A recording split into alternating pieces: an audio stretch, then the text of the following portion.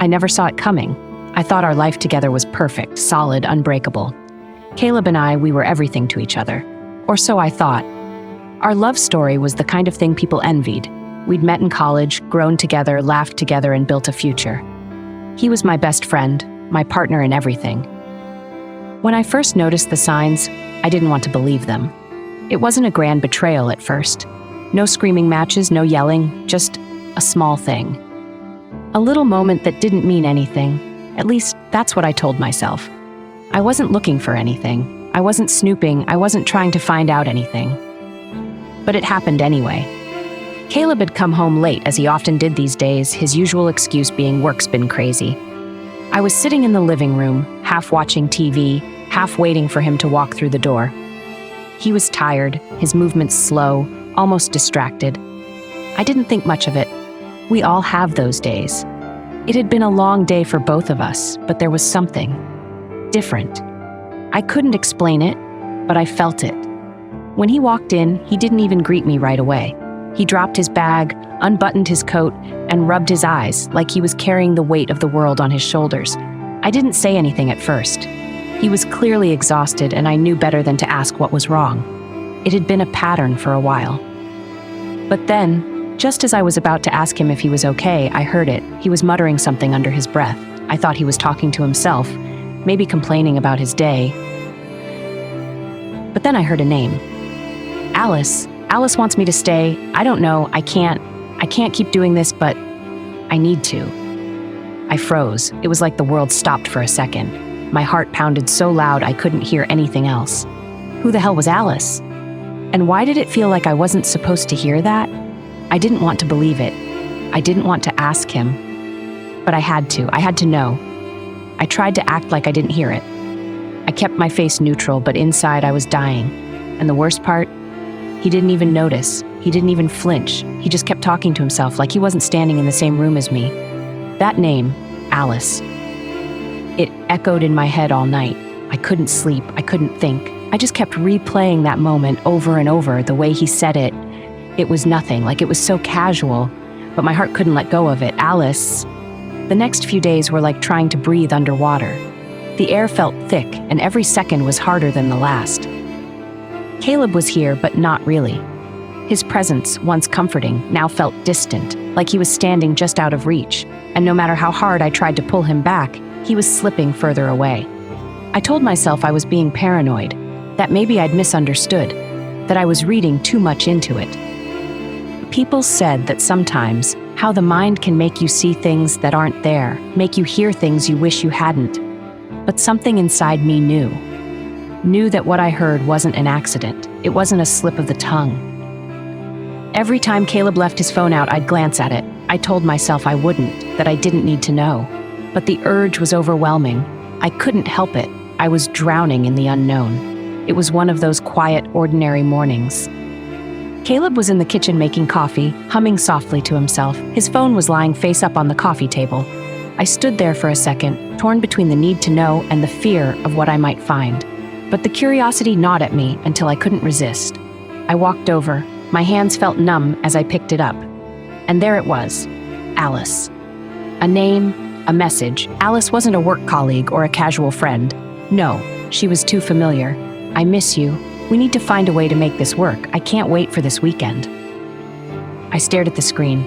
My heart sank into my stomach. I didn't know what to feel. Anger, fear, betrayal, or just emptiness? I put the phone back and walked away, my pulse loud in my ears. I wanted to scream, to throw it all in his face, to demand answers.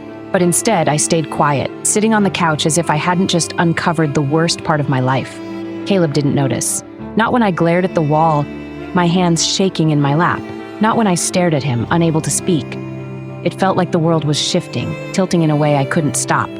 But I didn't say a word. I couldn't. I didn't know how. How could I even start to ask? How could I ask about Alice, about them? It took everything in me to ask him about it. I didn't want to do it. I didn't want to hear the words that would break me, that would turn everything upside down. But I couldn't stay in the dark anymore. I couldn't keep pretending like I hadn't seen the message, like I hadn't heard the name. It was a Thursday evening. Caleb was sitting across from me at the kitchen table, scrolling through his phone. The light from the lamp above us cast long shadows across the room, making everything feel too heavy.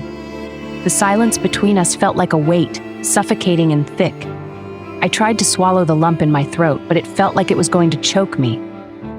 "Alice," I said, barely above a whisper. My voice was shaking, and I hated how weak I sounded. I hated how fragile I felt, like any moment I might crack in front of him. But I couldn't stop myself. "Who is she?" Caleb didn't even look up from his phone. His thumb hovered over the screen, clicking mindlessly, like I wasn't even there. But then he froze. The room was too quiet. He knew. "Alice?" he asked, his voice too calm, too casual. He knew what I was asking, and he was stalling.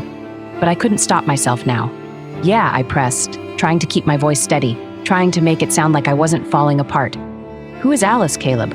Why does she mean so much to you?" He sighed, like he was frustrated with me for asking the question, like it was a burden he didn't want to carry. He set his phone down and finally looked at me, but there was something cold in his eyes, something I didn't recognize. "She's just a friend from work, Maya," he said, his voice smooth, too practiced. "You're overthinking things. She's nothing." I could feel the lie wrapping around his words, tightening with every syllable. It wasn't just the way he said it. It was the way his eyes didn't meet mine. The way his voice faltered at the edges. I didn't buy it. "I saw the message, Caleb," I whispered, trying to steady myself. "I saw it. I know what she means to you." For the first time, I saw a flicker of something in his eyes.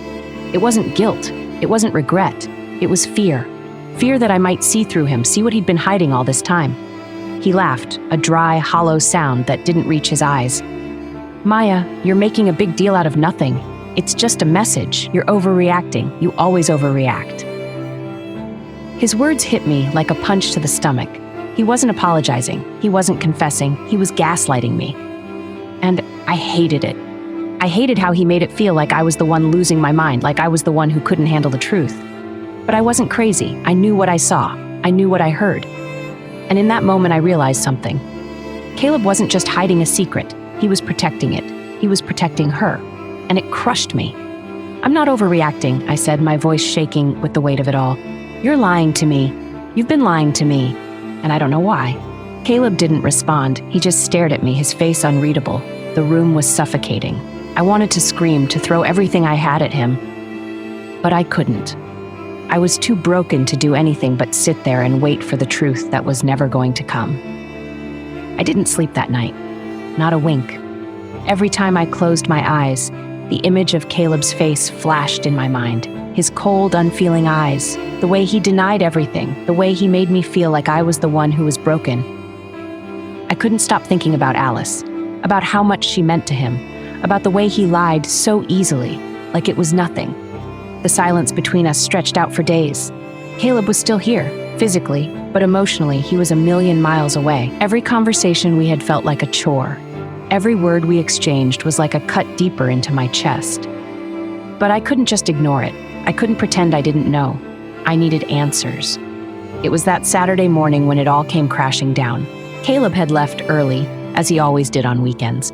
I told myself I was just going to let it go, let him have his space, let the anger settle, and pretend like everything was fine. But I couldn't do it.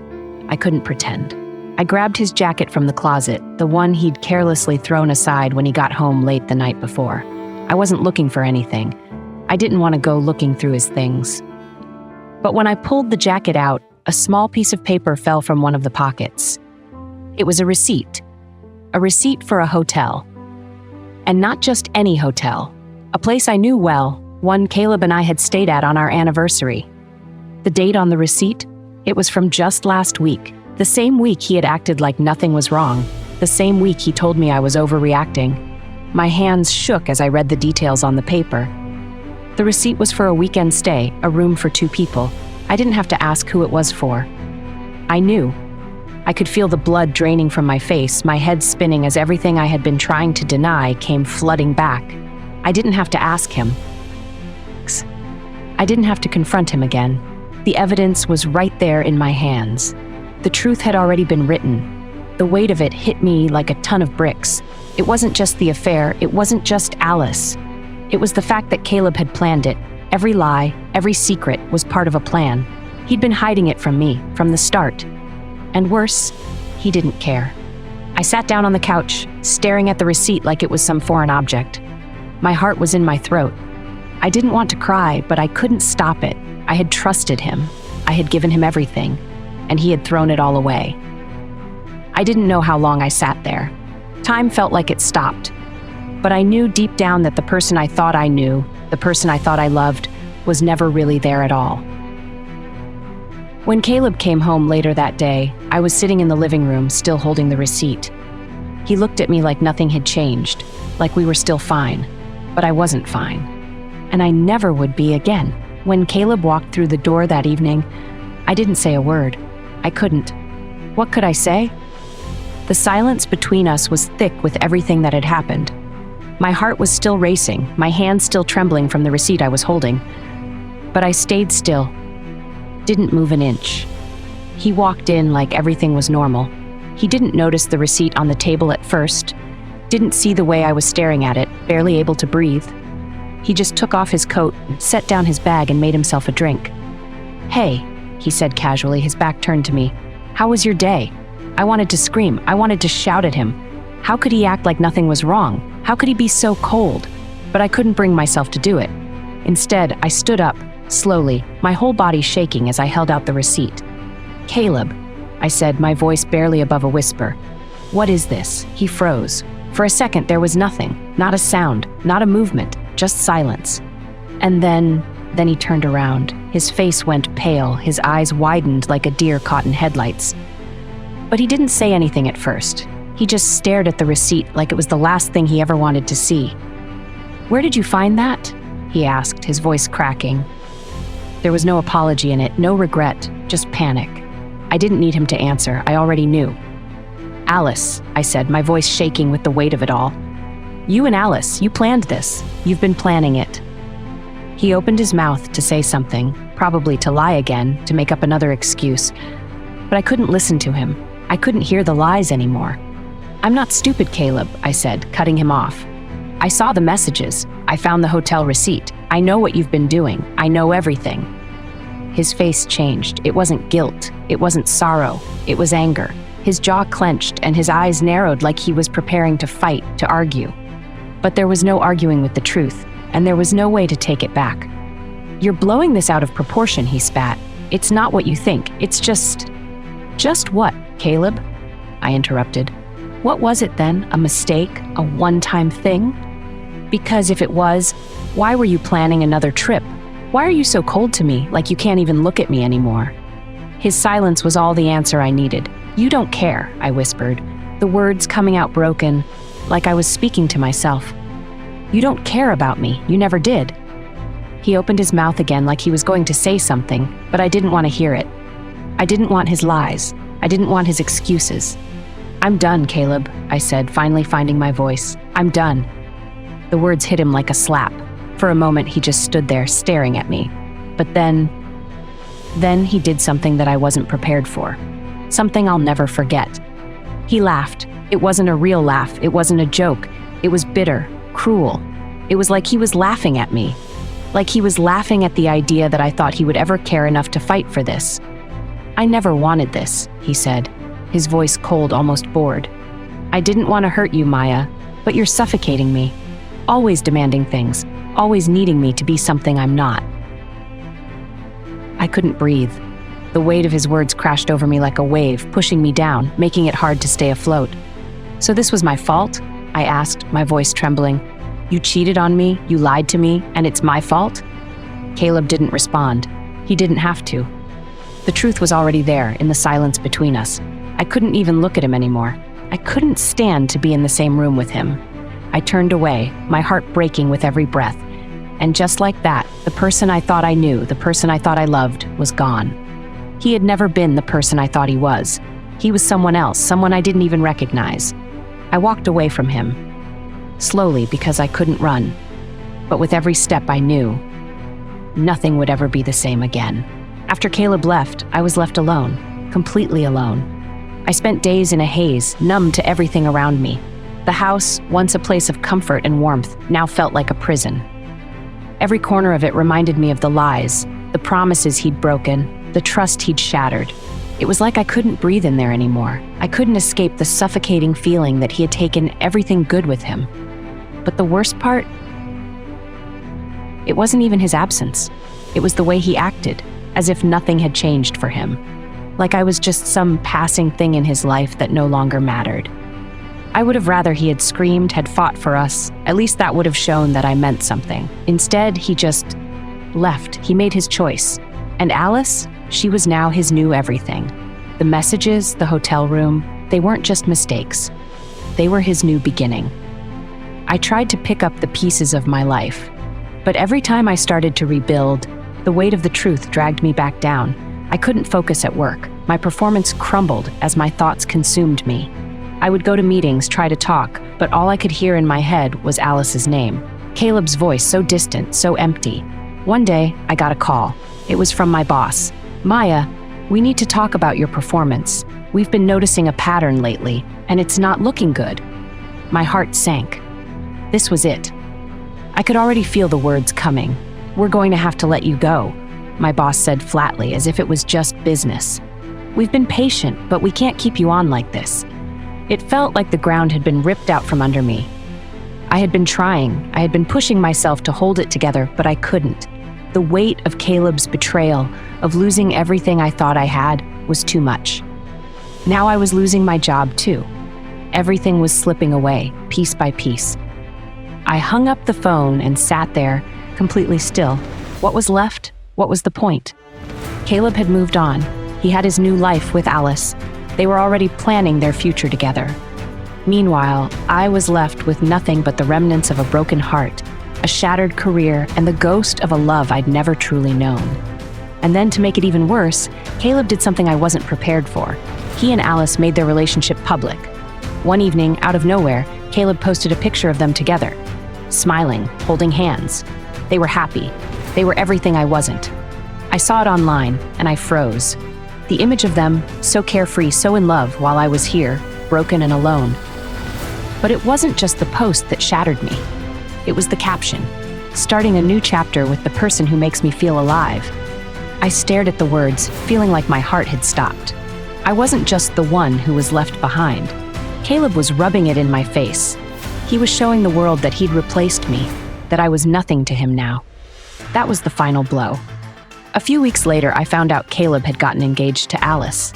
It was so fast, so sudden, like they had been planning it all along. I felt like I had been living in a dream. A nightmare, really. A nightmare where nothing was real anymore, where the person I thought I knew had never truly existed, where I was just a shadow, a passing phase in his life that he was quick to forget. I wanted to scream, to break everything around me, but I didn't. Instead, I stayed quiet. I stayed still. I just let the tears come when they came, let the emptiness wash over me when I couldn't hold it back anymore. Caleb had moved on, and I was left picking up the pieces of a life I would never get back. And no matter how hard I tried, no matter how many times I looked for something to hold on to, the truth was inescapable. He didn't love me. He never did. And somehow that hurt more than anything.